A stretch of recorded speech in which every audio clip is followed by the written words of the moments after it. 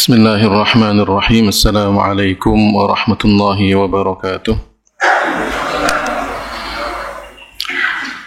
Alhamdulillahi rabbil alamin, wal aqibatu lil muttaqin, wala udwana illa 'alal zalimin. Wassalatu wassalamu ala sayyidina Muhammadin tahal amin wa ala ikhwanihi an-nabiyyin wal mursalin wa man tabi'ahum bi ihsanin ila yaumiddin. Allahumma la sahla illa ma ja'altahu sahla wa anta ya hayyu ya qayyum taj'alul hazna idza syi'ta sahla. Allahumma 'allimna ma yanfa'una wanfa'na bima 'allamtana wa zidna 'ilma wa na'udzu bika min hali ahli an-nar. Amma ba'du. Alhamdulillah, puji syukur kita kepada Allah Subhanahu wa taala. Salawat dan salam semoga tercurahkan kepada baginda kita Nabi besar Muhammad sallallahu alaihi wasallam. Mari kita niatkan duduk kita di dalam masjid ini i'tikaf karena Allah taala dan ikhlas kita mudzakarah ilmu agama. Kita akan membahas tentang hadis arba'in, hadis yang kedua. Hadis ini kata para ulama adalah hadis yang merupakan hadis yang memuat pondasi dan dasar-dasar di dalam agama Islam. Karena hadis ini memuat tentang Islam, iman, ihsan, dan meyakini akan adanya hari akhir. Sedangkan ajaran Islam tidak lepas dari iman, Islam, ihsan, dan kemudian percaya kepada hari akhir. Hadis ini begitu panjang, tapi insya Allah kita akan membahas, mungkin kalau seandainya tidak semuanya, ya sebagian dari hadis ini kita bahas dan akan kita lanjutkan pada ta'lim berikutnya. Saya bacakan hadisnya.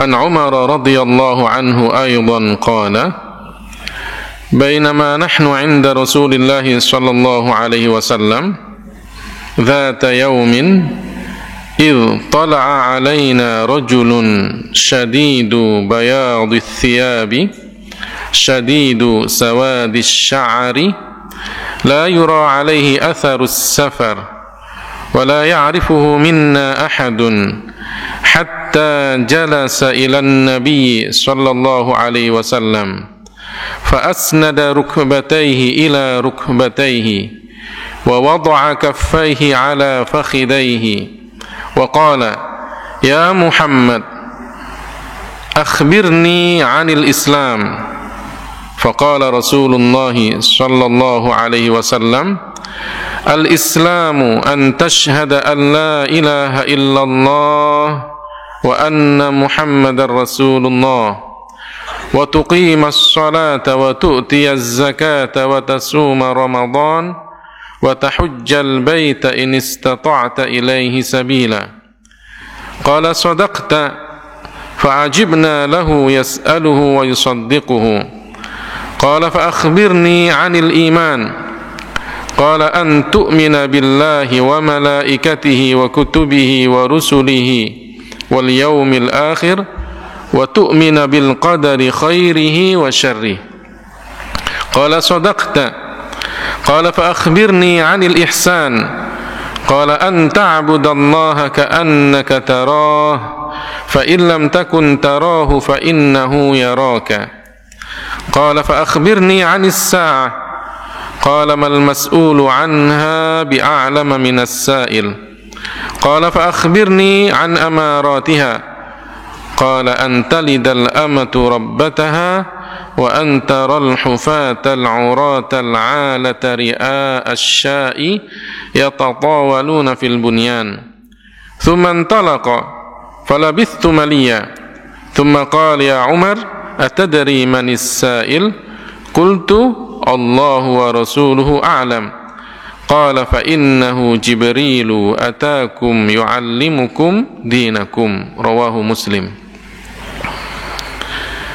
Arti dari hadis ini dari sahabat Umar, ya, juga berkata, karena hadis sebelumnya itu diriwayatkan oleh Umar bin Khattab Amirul Mukminin. Hadis yang kedua pun juga dari sahabat Umar bin Khattab. dahulu kami pernah berada di dekat Rasulullah sallallahu alaihi wasallam, lalu datanglah seorang laki-laki yang bajunya sangat putih, rambutnya sangat hitam, tidak tampak padanya bekas-bekas perjalanan. Tidak seorang pun dari kami mengenalinya, hingga dia mendatangi Nabi sallallahu alaihi wasallam, lalu menyandarkan lututnya, mendekatkan lututnya dengan lutut Rasulullah sallallahu alaihi wasallam dan meletakkan telapak tangannya di atas paha beliau. Kemudian ia berkata, "Wahai Muhammad, kabarkanlah kepadaku tentang Islam." Rasulullah sallallahu alaihi wasallam menjawab, "Islam adalah apabila kamu bersaksi bahwa tiada Tuhan yang berhak disembah selain Allah dan bahwa Muhammad adalah hamba dan utusannya, utusan Allah. Mendirikan salat, menunaikan zakat dan puasa pada bulan Ramadan serta haji ke Baitullah jika kamu mampu bepergian kepadanya." Dia berkata, "Kamu benar." Umar berkata, "Maka kami kagum terhadapnya," maksudnya heran, karena dia menanyakan dan membenarkan. Dia bertanya lagi, "Kabarkan kepadaku tentang iman." Beliau kemudian Rasulullah menjawab, "Kamu beriman kepada Allah, malaikat-malaikatnya, kitab-kitabnya dan para rasulnya, hari akhir, dan kamu beriman kepada takdir yang baik dan yang buruk." Dia berkata, "Kamu benar." Dia bertanya lagi, "Kabarkan kepadaku tentang ihsan." Beliau menjawab, "Ihsan adalah apabila kamu beribadah kepada Allah seakan-akan kamu melihatnya, dan apabila kamu tidak melihatnya maka sesungguhnya dia Allah melihatmu." Dia bertanya lagi, "Kapankah hari akhir itu?" Beliau menjawab, "Tidaklah orang yang ditanya lebih mengetahui daripada yang bertanya." Dia bertanya lagi, "Lalu kabarkan kepadaku tentang tanda-tanda hari kiamat." Beliau menjawab, "Apabila seorang budak melahirkan tuannya, dan kamu melihat orang yang tidak beralas kaki, telanjang, miskin, pengembala kambing, namun bermegah-megahan dalam membangun bangunan." Ya. Hadis ini diriwayatkan oleh Al-Imam Muslim. Jadi kalau kita amati dari awal, datang seorang laki-laki berpakaian serba putih, berambut hitam, ya, dan tidak ada bekas-bekas perjalanan dari jauh. Juga tidak ada seorang sahabat pun yang mengenalinya. Maka orang ini adalah orang asing. Ya, nanti kalau kemudian di akhir hadis ini kita tahu bahwa beliau adalah malaikat Jibril.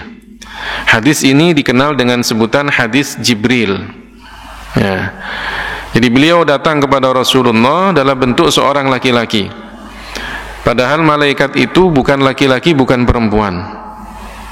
Malaikat itu adalah hamba-hamba Allah yang dimuliakan, diciptakan dari cahaya, tidak beranak pinak, tidak makan, tidak minum, tidak tidur, tidak buang air kecil ataupun buang air besar.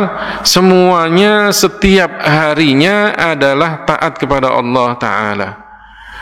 La ya'sunallaha ma amarahum wa yaf'aluna ma yu'marun.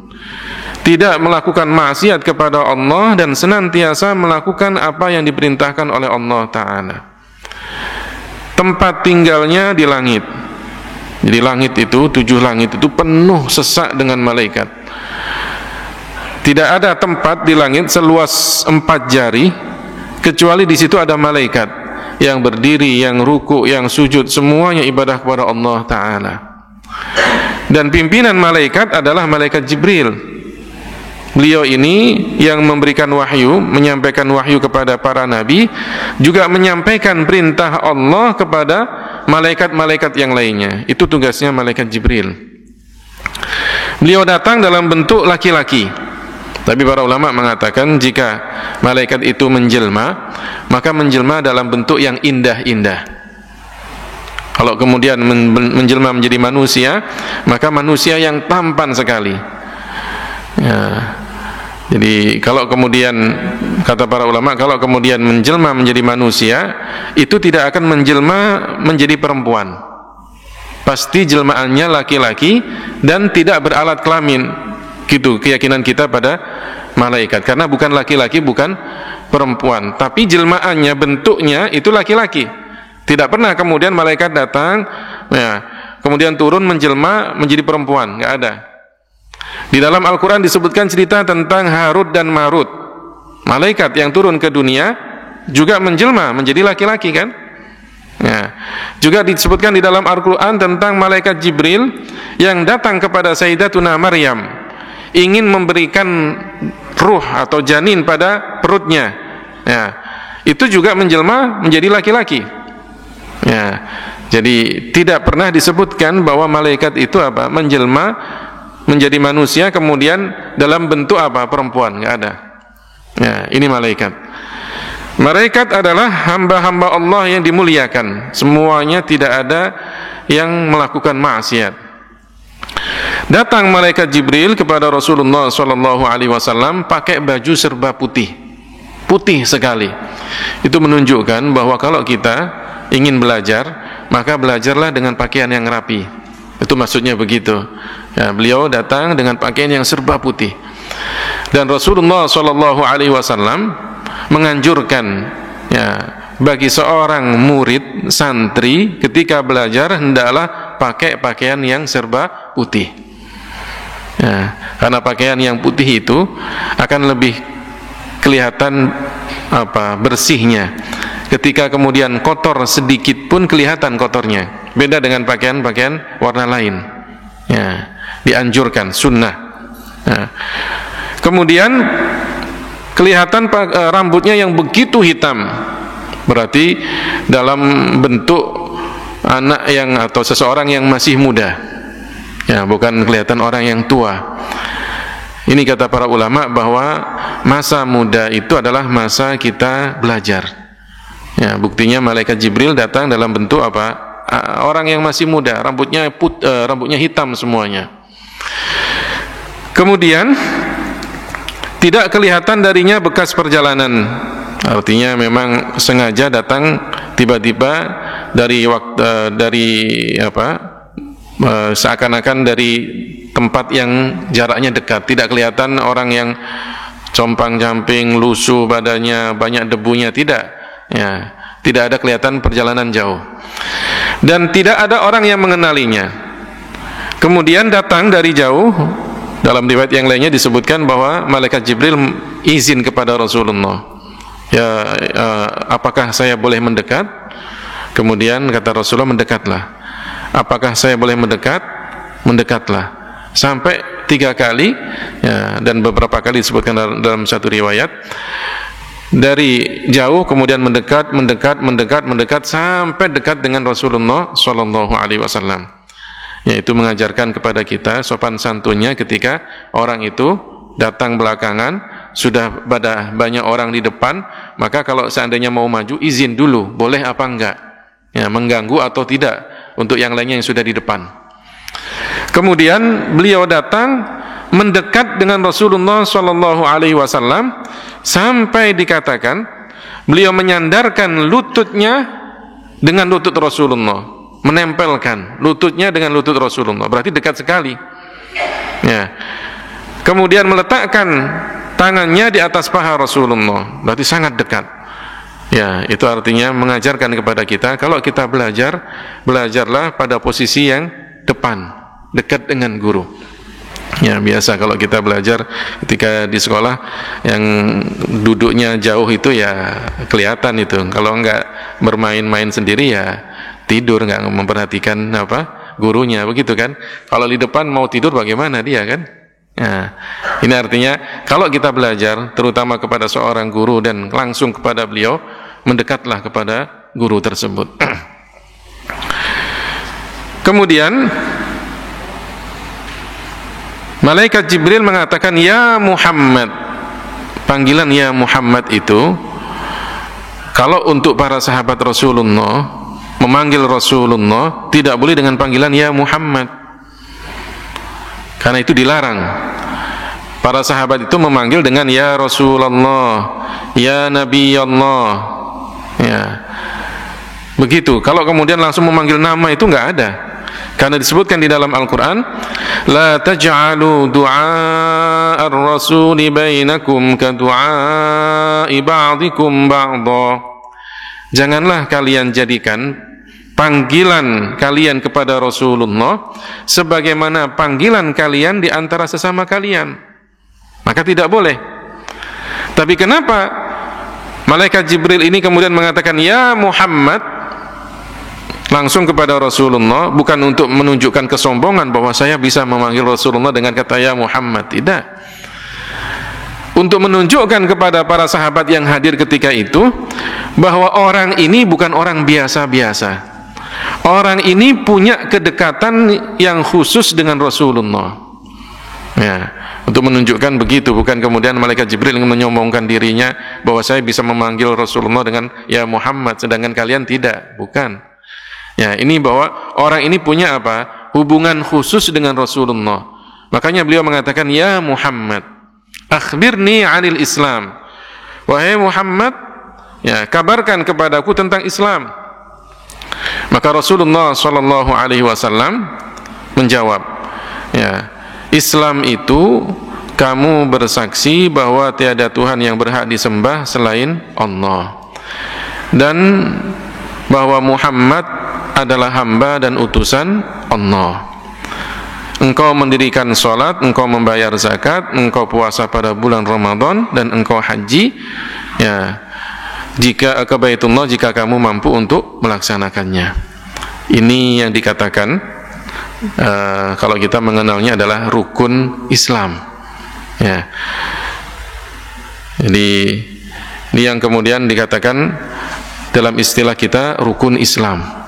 Sebetulnya sih kalau kita mengatakan rukun, ya, dalam bab fikih rukun itu adalah sesuatu yang wajib untuk dilaksanakan dan termasuk dari bagian dari ibadah tersebut, ya. Dan tidak sah ibadah itu jika tidak dilakukan rukun-rukun tersebut. Itu rukun. Contoh, ya, rukun sholat. Di antara rukun sholat adalah membaca takbiratul ihram. Membaca takbiratul ihram itu, ya, Allahu Akbar di awal sholat, itu rukun dan termasuk dari bagian sholat. Tidak sah sholat jika dilakukan tanpa takbiratul ihram. Tiba-tiba orang langsung tidak membaca takbiratul ihram. Takbiratul ihram di awal itu rukun, termasuk rukun qauli, rukun yang diucapkan, harus dibaca.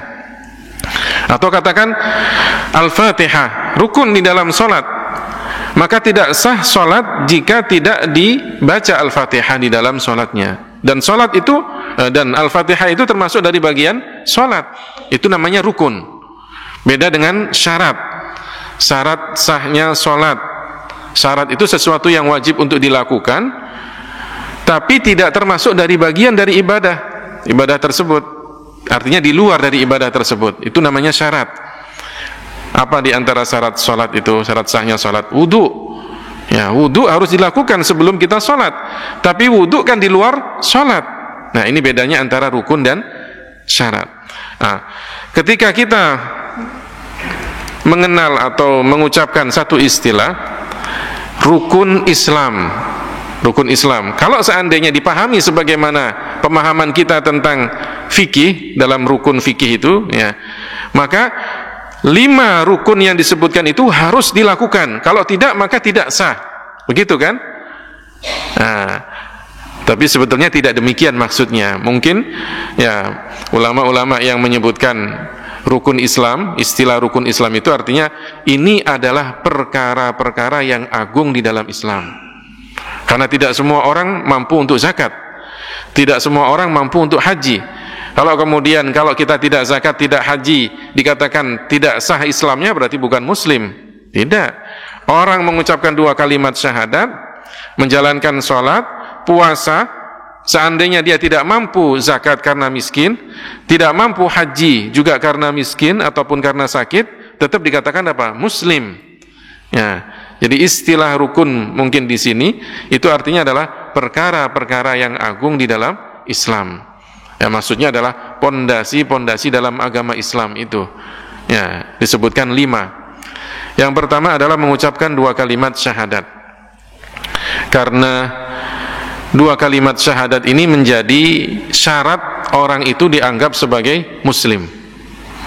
Jika ada orang non-muslim ingin masuk Islam, ya, maka segera dia mengucapkan 2 kalimat syahadat. Jika kita tahu ada orang non-muslim ingin masuk Islam, maka kita segera mengatakan kepada orang ini, katakan 2 kalimat syahadat dengan meyakini maknanya. Maknanya apa? Bahwa tiada Tuhan yang berhak disembah dengan benar kecuali Allah dan Muhammad adalah utusan Allah.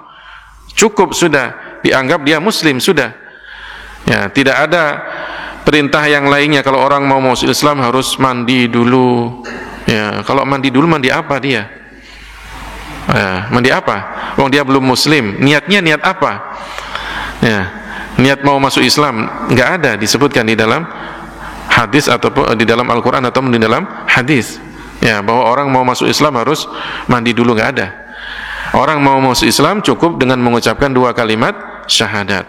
Rasulullah SAW ketika kabilah-kabilah Arab kumpul di Makkah, itu biasanya pada bulan Dzulqa'dah, Dzulhijjah dan Muharram, Rasulullah datangin itu masing-masing kabilah itu.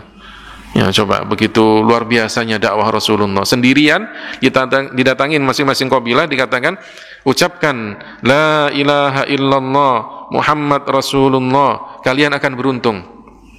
Ya, diperintahkan satu persatu untuk mengucapkan, dan banyak yang masuk Islam ketika itu. Ya, itu perjuangan Rasulullah di awal-awal beliau berdakwah. Ya. Jadi kalau orang ingin masuk Islam maka cukup dengan mengucapkan 2 kalimat syahadat. Baru kemudian setelah 2 kalimat syahadat baru diajarkan bab-bab yang lainnya dalam masalah agama. Ya, tapi yang terpenting adalah mengucapkan 2 kalimat syahadat. Dan tidak boleh ditunda. Artinya apa? Kalau datang orang yang ingin masuk Islam kepada kita, tidak boleh kita yang menunda dia masuk Islam. Jangan kemudian, saya masih sibuk, nanti saja ya. Setelah saya selesai kerjaan saya ajarkan kamu cara masuk Islam. Tidak boleh. Tidak boleh kemudian mengatakan kepada orang yang non-muslim itu dengan perkataan, sudah sekarang kamu pulang dulu, pertimbangkan matang-matang. Ya, kalau sudah yakin benar kamu tentang Islam, datanglah kepada saya. Itu tidak boleh. Kaidahnya, kata para ulama, ya, jika kita ridho terhadap kemaksiatan, hukumnya maksiat. Kalau kita ridho terhadap orang lain melakukan maksiat, maka hukumnya apa? Maksiat. Ada orang ingin minum minuman keras. Memang kita nggak ikut minum minuman keras, tapi kemudian kita yang mempersilahkan dia, menyuguhkan minumannya, atau mempersilahkan tempatnya. Udahlah, nggak apa-apa kalau mau minum kalian di sini aja, di tempat saya aja, silahkan, nggak apa-apa. Yang penting jangan bikin onar gitu, katakan begitu kan?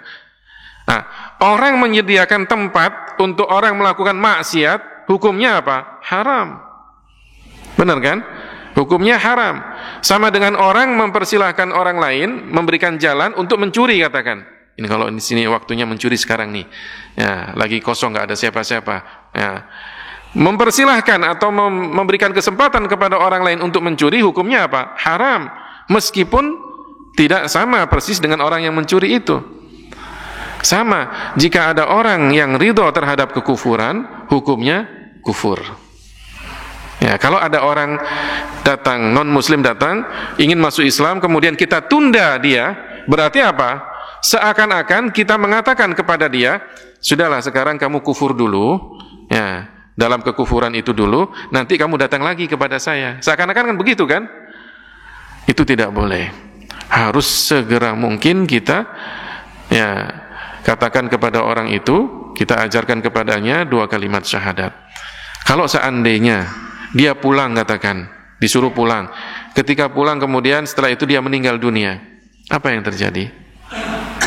Meninggal dunia dalam keadaan kafir, selama-lamanya di neraka. Tapi kalau kemudian kita segerakan dia masuk Islam, kemudian dia pulang dan meninggal dunia, apa yang terjadi?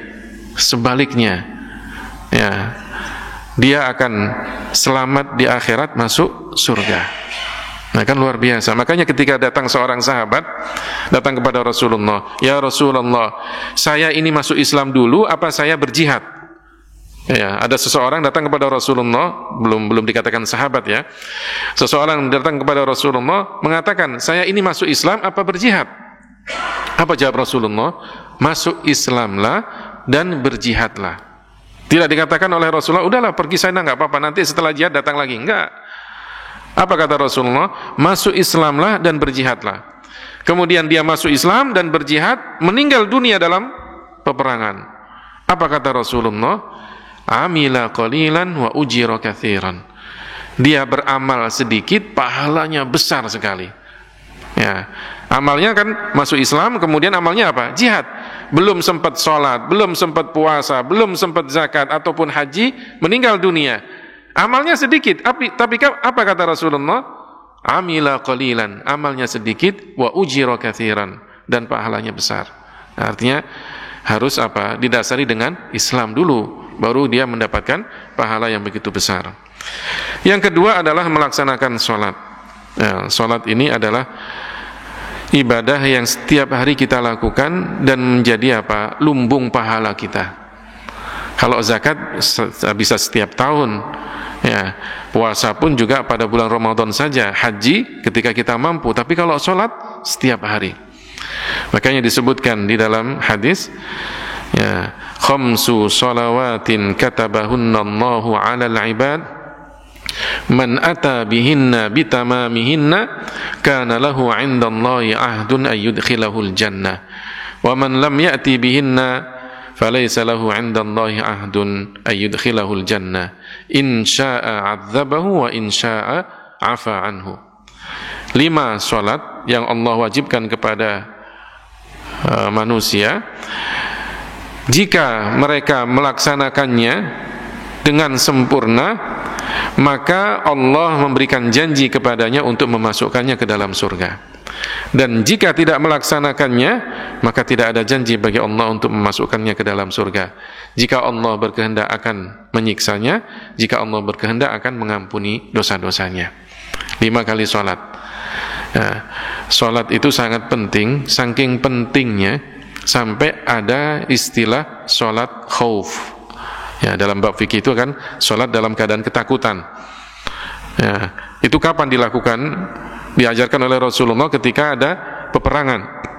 Sholat ketika peperangan, musuh sudah di depan, datang waktu sholat, itu saja masih dilakukan sholat, meskipun ada tata caranya. Ya, kalau seandainya musuhnya di hadapan kita dan arah kiblatnya adalah ke arah musuh, maka apa? Sholat ada imamnya, kemudian ada kelompok pertama sholat bersama imam. Yang kelompok kedua itu apa? Berjaga-jaga, melihat gerakan musuh bagaimana. Nanti kemudian kelompok kedua itu ikut dengan imam 1 rakaat, ya, imamnya berdiri, kemudian yang kelompok kedua ini meneruskan sholatnya untuk yang rakaat kedua sampai dia salam. Imamnya masih berdiri. Ya. Mereka sudah selesai salam, datang kelompok yang kedua, sholat bersama imam, berarti masbuk, ya kan? Kemudian imamnya ruku, sujud untuk sholat, untuk rakaat yang kedua, mereka ikut. Tapi ketika imamnya duduk untuk tasyahud akhir, maka yang kelompok kedua itu meneruskan sholatnya untuk rakaat kedua, sampai kemudian mendapatkan imam yang duduk itu, dan kemudian salam bersama imam. Ya, sampai sebegitunya ada ajaran sholat khauf. Nah, itu menunjukkan bahwa dalam keadaan genting saja tetap sholat itu dilakukan. Bagaimana kalau kemudian hanya mengatakan, saya sibuk, banyak kerjaan, belum selesai ini tugas saya, sampai ditunda sampai kemudian keluar dari waktunya. Fawailul lil musallin alladzina hum an salatihim sahun. Ya, sungguh celaka bagi orang yang sholat tapi mereka itu menunda-nunda sholatnya sampai keluar dari waktunya. Itu saja diancam. Bagaimana dengan orang yang sengaja tidak sholat? yang sholat tapi keluar dari waktunya, itu saja diancam, bagaimana dengan orang yang tidak sholat? Ya, pasti lebih pedih dosanya nanti di akhirat. Yang ketiga adalah menunaikan zakat. Ya, zakat ini ada zakat fitrah, zakat badan, ada zakat harta. Ya, mungkin yang disebutkan di sini adalah zakat harta, yang kadang kita jarang membahasnya. Kalau zakat fitrah kan hampir setiap tahun kita melaksanakannya. Ya, zakat harta itu harus sesuai dengan nisabnya. Nisab itu adalah batas minimal kewajiban untuk mengeluarkan zakat. Zakat harta ada pada binatang ternak. Binatang ternak itu pun juga terbatas. Yang disebutkan oleh Rasulullah adalah unta, sapi, dan kambing. Kemudian ada an-naqdan. An-naqdan itu adalah emas dan perak. Selain emas dan perak tidak dikeluarkan zakatnya. Kemudian yang ketiga adalah tanaman. Tanaman yang dimaksud adalah tanaman makanan pokok, bukan semua tanaman. Ya. Kemudian yang keempat adalah buah-buahan. Buah-buahan itu adalah anggur dan kurma. Kemudian perdagangan, dan keenam adalah pertambangan atau harta pendaman, yaitu rikas. Itu pun juga pada emas dan perak. Jadi benda yang wajib dikeluarkan zakatnya itu tidak semua benda dan tidak seenaknya kita untuk membandingkan. Zakat peternakan itu hanya pada unta, sapi, kambing. Dan tidak bisa kemudian kita mengkiaskan, ada hewan yang lebih mahal kan daripada kambing. Katakan kalau orang ternak kuda lebih mahal, bahkan bisa sampai ratusan juta. Ya kan, kalau yang bagus itu kan, bahkan kadang lebih dari 1 miliar. Ya, itu kuda. Nah, apakah kemudian karena mahalnya harga kuda itu wajib dizakatin? Tidak. Ya. Kemudian juga perhiasan itu adanya emas dan perak. Emas dan perak.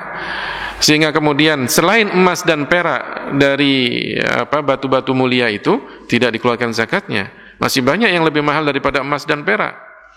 Mutiara, intan, berlian, ya, ada yang lebih mahal harganya daripada emas dan perak. Ya, itu tidak dikeluarkan zakatnya. Pertanian, makanan pokok, buah-buahan hanya kurma dan anggur. Ada yang lebih mahal daripada kurma dan anggur, tidak dikeluarkan zakatnya. Makanya saya di antara orang yang tidak setuju kalau kemudian ada yang namanya zakat profesi. Nah, karena zakat profesi itu membandingkan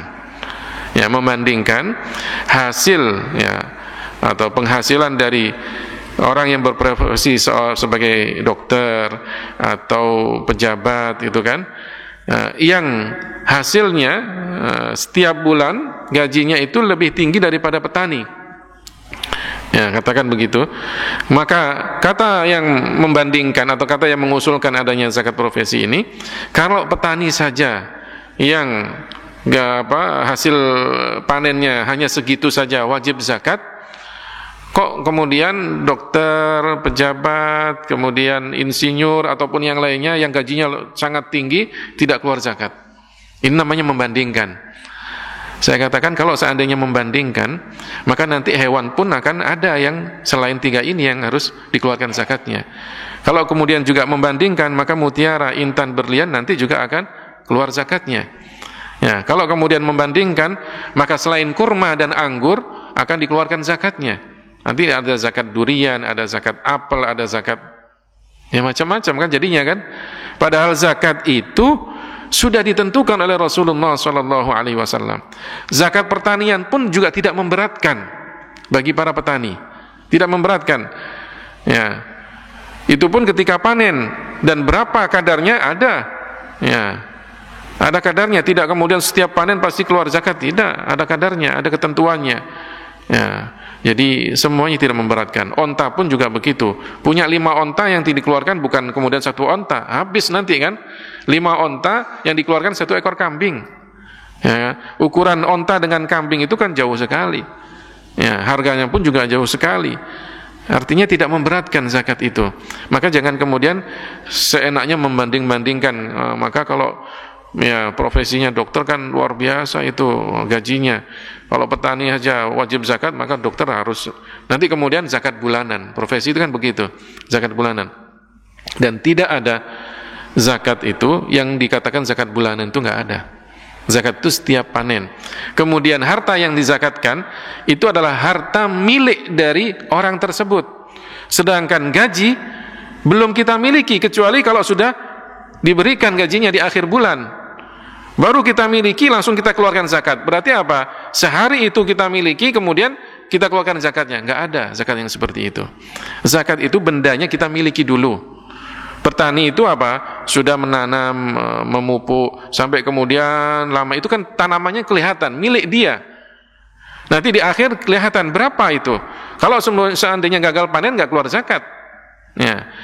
Emas itu kita miliki dulu, baru kemudian 1 haul, 1 tahun, baru kemudian dikeluarkan zakatnya. Bukan kemudian kita beli sekarang emas, besoknya kita zakatkan. Tidak, nggak ada seperti itu.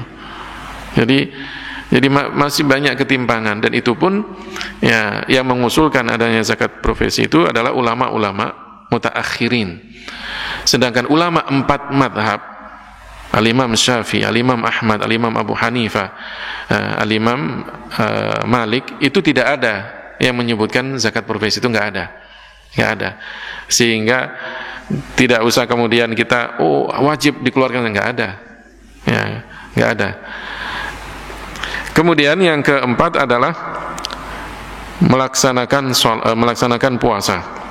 Ya, puasa pada bulan Ramadan itu sungguh luar biasa, disebutkan di dalam hadis kan, man shoma ramadhana imanan wa ihtisaban ghufira lahu ma taqaddama min dzambi. Barang siapa yang puasa Ramadan karena iman, karena mengharap ridha Allah, maka akan diampuni dosa-dosanya yang telah lalu. Ya. Dan kemudian di dalam hadis yang lainnya, man qama ramadhana imanan wa ihtisaban ghufira lahu ma taqaddama min dzambi. Barang siapa yang menegakkan malam hari di bulan Ramadan dengan ibadah, akan diampuni dosa-dosanya yang telah lalu. Ini keutamaan bulan Ramadan dan keutamaan ibadah pada bulan Ramadan. Kita sekarang berada pada bulan Rajab, kemudian setelah itu Sya'ban, kemudian setelah itu adalah Ramadan. Rasulullah mengajarkan kepada kita satu doa yang biasa dibaca dan mungkin kita pernah mendengarnya. Allahumma barik lana fi Rajaba wa Sya'bana wa ballighna Ramadan. Ya Allah, berkatilah kami pada bulan Rajab dan bulan Sya'ban, dan pertemukan kami dengan bulan Ramadan. Ya. Itu artinya bahwa ya, kalau kemudian ada yang bertanya, apakah hadisnya sahih? Hadisnya tidak sahih. Ya. Tapi hadis ini kata para ulama tidak terlalu dhaif. Dan hanya untuk fadilah amal, sehingga boleh diamalkan. Hadisnya tidak terlalu dhaif dan hanya untuk fadilah amal. Apa itu? Mohon berkah, doa kan? Mohon berkah, mohon dipertemukan dengan bulan Ramadan. Sedangkan dalam masalah hukum dan dalam masalah akidah tidak bisa berhujjah dengan hadis yang dhaif. Tapi kan ini bukan hukum. Ini artinya kita cuma apa? Berdoa, mohon keberkahan pada bulan Rajab dan bulan Sya'ban, dan mohon bertemu dengan bulan Ramadan. Artinya fadilah amal, ya. Keutamaan amal ibadah. Apa itu? Doa. Ya. Dan Rasulullah SAW berharap untuk bertemu dengan bulan Ramadan jauh-jauh hari. Itu artinya untuk mengajarkan kepada kita begitu pentingnya bulan Ramadan, begitu utamanya bulan Ramadan. Sehingga para ulama mengatakan bulan Rajab itu bagaikan kita sedang menanam benih. Kita taburkan benih itu. Bulan Sya'ban kita rawat, kita pupuk, kita besarkan. Bulan Ramadan adalah waktunya kita panen. Ya, waktunya kita panen pahala. Itu pada bulan Ramadan. Yang kelima adalah menunaikan haji bagi orang yang mampu. Ya, karena haji ini adalah ibadah yang mempunyai keistimewaan tidak ada pada ibadah puasa, sholat, ataupun zakat. Haji itu bisa meleburkan dosa besar dan dosa kecil. Beda dengan ibadah-ibadah yang lainnya. Ya, jadi kalau orang melakukan ibadah haji dan kemudian hajinya mabrur, maka apa? Seakan-akan dia terlahir dari rahim ibunya. Habis semua dosa-dosanya. Itu fadilahnya haji. Karenanya kemudian disebutkan di dalam hadis, man hajja falam yarfuth walam yafsuq kharaja min dhunubihi kayauma waladatu ummuhu.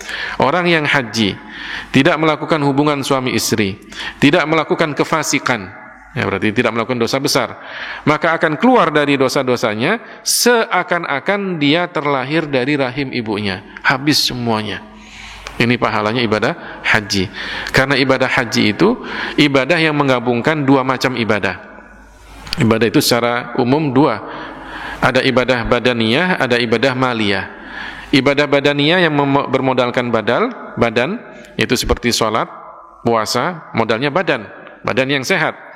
Ibadah maliyah adalah ibadah yang bermodalkan harta, seperti zakat. Haji itu dua-duanya. Badan harus sehat, harta pun juga harus ada.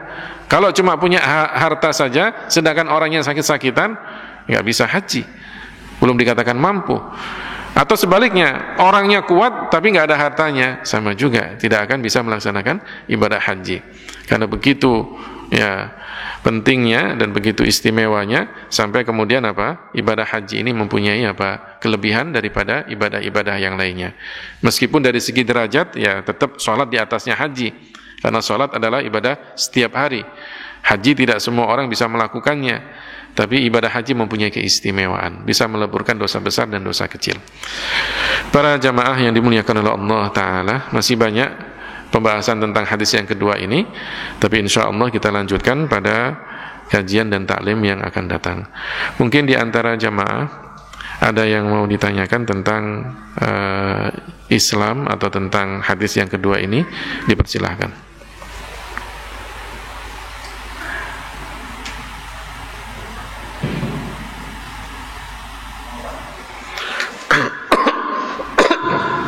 Assalamualaikum warahmatullahi wabarakatuh. Waalaikumsalam warahmatullahi wabarakatuh. Terima kasih atas ilmu yang kami sampaikan. Sebenarnya kan kita akan memasuki bulan suci Ramadan. Secara agama apa yang harus kita persiapkan agar puasa itu ya istilahnya tidak ada gangguan, walaupun nanti ada. Itu yang pertama. Yang kedua, tadi bicara tentang Islam. Saya pernah mendengar Islam itu akan terpecah belah di 73 golongan. Hanya satu yang katakanlah masuk surga secara langsung. Mohon penjelasan Pak Ustaz. Terima kasih. Assalamualaikum warahmatullahi wabarakatuh. Waalaikumsalam warahmatullahi wabarakatuh.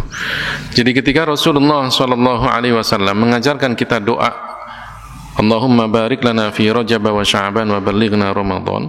Ya Allah, berkatilah kami pada bulan Rajab dan bulan Sya'ban, pertemukan kami dengan bulan Ramadan. Itu artinya apa? Mohon keberkahan kan? Apa mohon keberkahan itu? Mohon tambahan kebaikan. Berkah itu namanya tambahan kebaikan.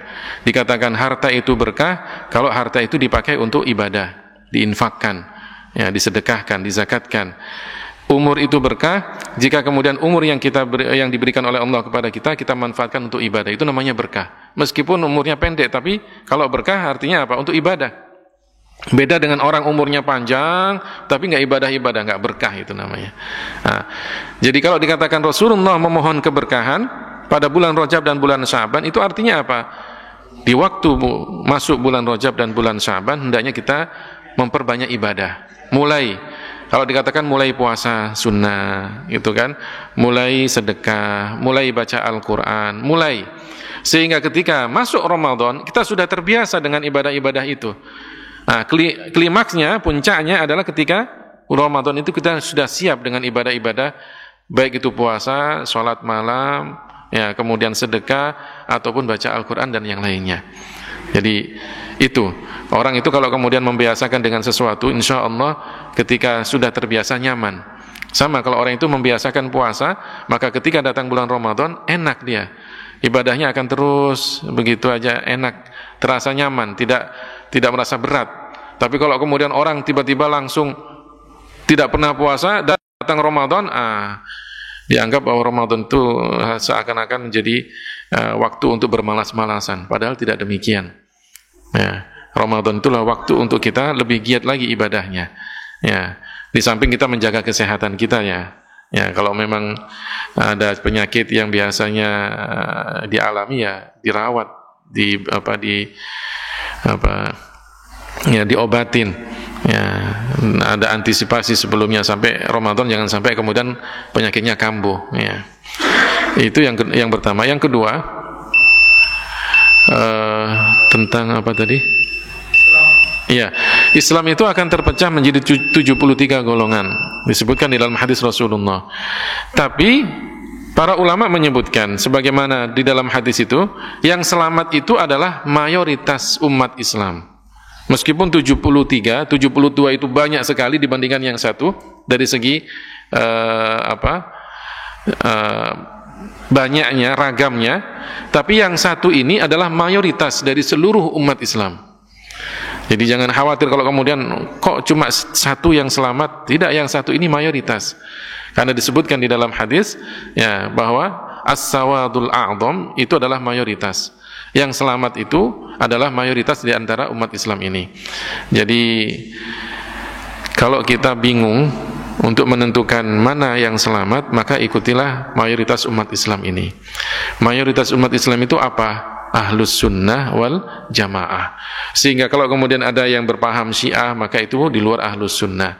Kalau ada yang berpaham Mu'tazilah, maka itu di luar ahlus sunnah. Ahlus sunnah wal jamaah itu adalah Asy'ariyah Maturidiyah. Mereka yang mengikuti dua imam besar, Imam Asy'ari atau Imam Maturidi. Itulah ahlus sunnah wal jamaah.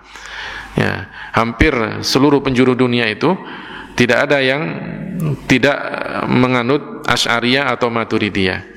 Sebut nama ulama yang kita kenal, itu pasti rata-rata adalah Asy'ariyah Maturidiyah. Kalau kita mengenal Al-Imam Al-Ghazali, maka Al-Imam Al-Ghazali adalah Asy'ariyah.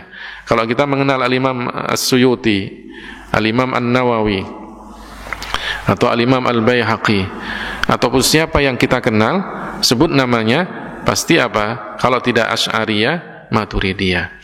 Adapun yang belakangan muncul kelompok-kelompok yang mengaku ahlus sunnah tapi tidak mengikuti Asy'ariyah dan Maturidiyah, maka kelompok ini bukanlah ahlus sunnah wal jamaah yang sesungguhnya. Ya, saya kira itu ya. Silakan Pak Haji. Waalaikumsalam warahmatullahi wabarakatuh.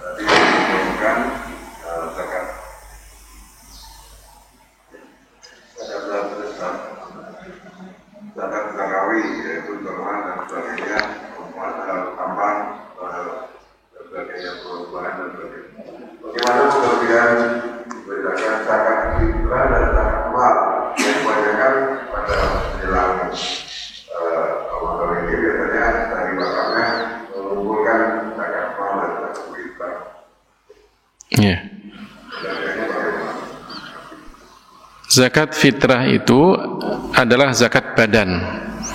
Diwajibkan bagi setiap muslim yang mendapatkan bulan Ramadan dan bulan Syawal.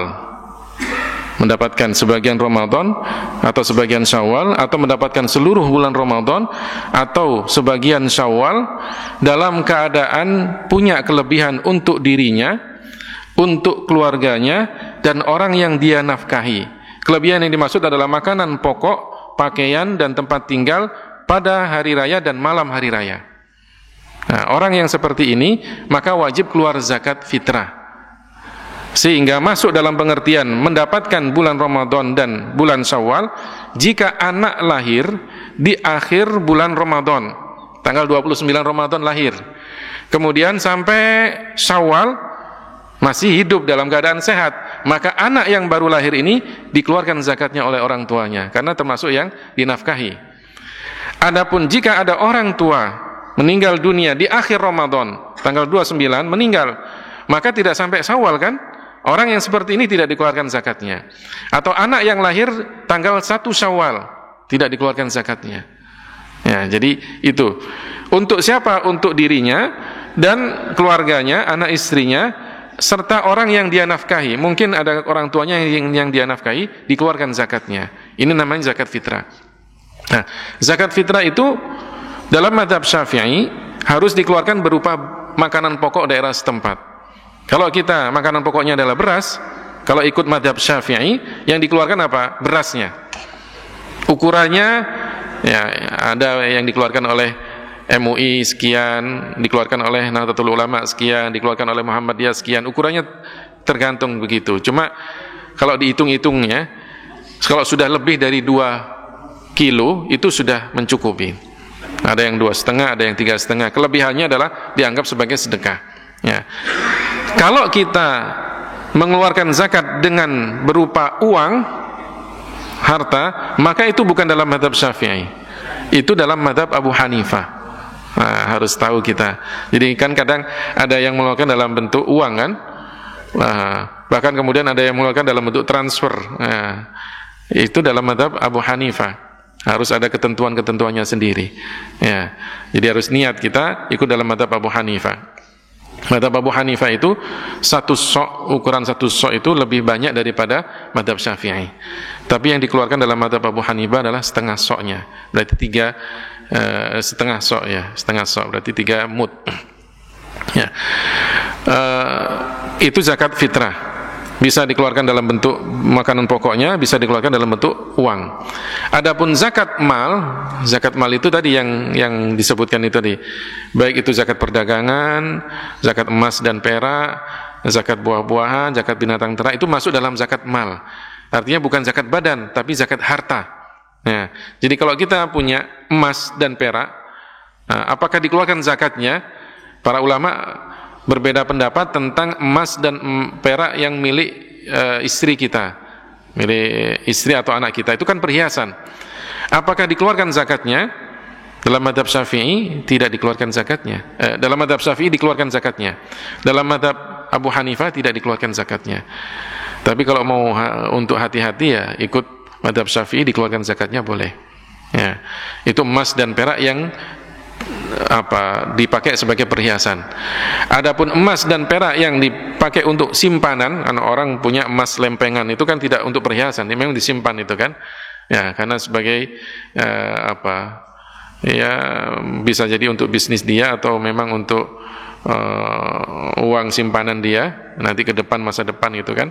Itu dikeluarkan zakatnya jika mencapai 1 nisabnya. Emas dan perak itu, kalau emas nisabnya itu sekitar 85 gram, sekitar begitu. Kalau perak 500 sekian, saya lupa itu 500 sekian gram.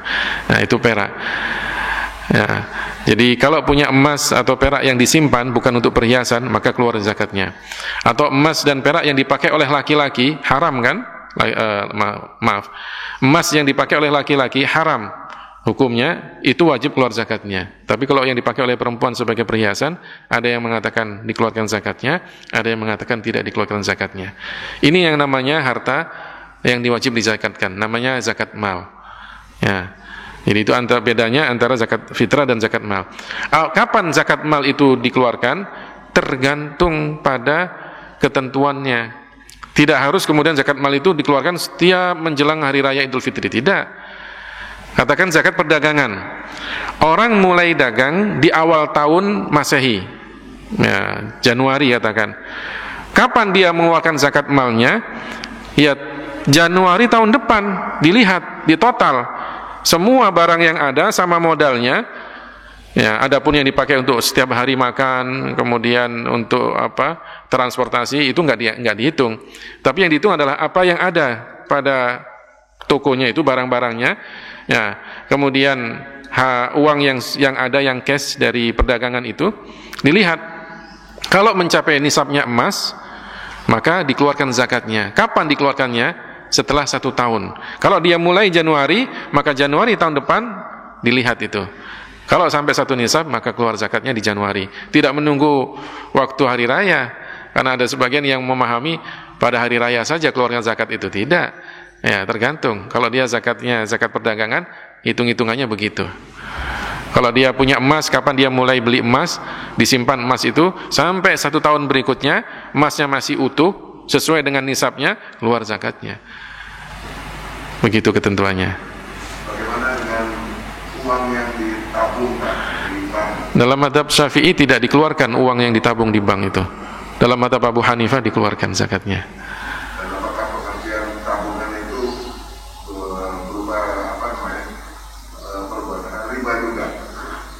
Kalau bicara tentang riba di bank, wah ini repot lagi. Tapi maksudnya itu ya, uang yang ditabung kalau ikut mazhab Syafi'i tidak dikeluarkan zakatnya, karena tidak dianggap sebagai emas dan perak. Tapi kalau dalam mazhab Abu Hanifah dikeluarkan zakatnya. Seandainya itu di bank konvensional, dalam mazhab Abu Hanifah dikeluarkan. zakatnya. Tapi kalau kita ikut mazhab Syafi'i enggak. Ya, silakan. Kalau lanjut pertanyaan tadi, emas yang disimpan itu kan kena Zakat, ya. kemudian uang yang disimpan Iya. dengan niat yang sama kan? Iya. Iya.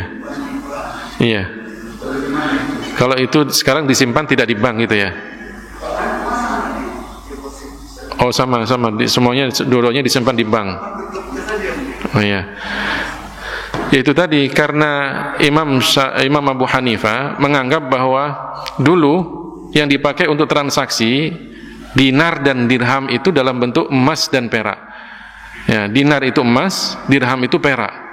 Sehingga beliau mengatakan jika uang yang ada sekarang itu fungsinya sama dengan dinar dan dirham waktu dulu, sehingga dikeluarkan zakatnya.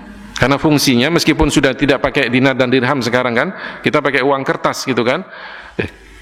Karena fungsinya sama, maka Imam Abu Hanifah mengatakan dikeluarkan zakatnya.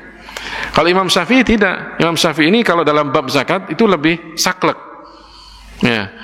Kalau bahan makanan pokok dikeluarkan, makanan pokoknya nggak boleh diuangkan, kan saklek namanya kan. Beras ya beras, nggak boleh yang lain. Imam Abu Hanifah lebih longgar. Karenanya kemudian Imam Syafi'i itu dalam bab zakat mengatakan uang kertas yang sekarang ini tidak disamakan dengan dinar dan dirham yang dulu. Karena dinar dan dirham itu adalah emas dan perak, sekarang kertas. Sehingga apa? Tidak diambil sebagai fungsinya saja, tapi beliau lebih cenderung pada bentuknya. Sekarang bentuknya kertas atau logam selain emas dan perak, maka tidak dikeluarkan zakatnya. Ya, tapi kalau dalam mazhab Abu Hanifah dikeluarkan. Jadi sama saja tadi, meskipun itu uang di bank katakan, atau emas dan perak di bank, sama hukumnya. Kalau kita ikut mazhab Syafi'i untuk emas dan perak dikeluarkan zakatnya. Ya. Kalau kita ikut mazhab Abu Hanifah uang dikeluarkan zakatnya. Ya, tapi untuk kehati-hatiannya kita keluarkan zakatnya. Ya, ketimbang nanti di akhirat kemudian kita dipertanyakan.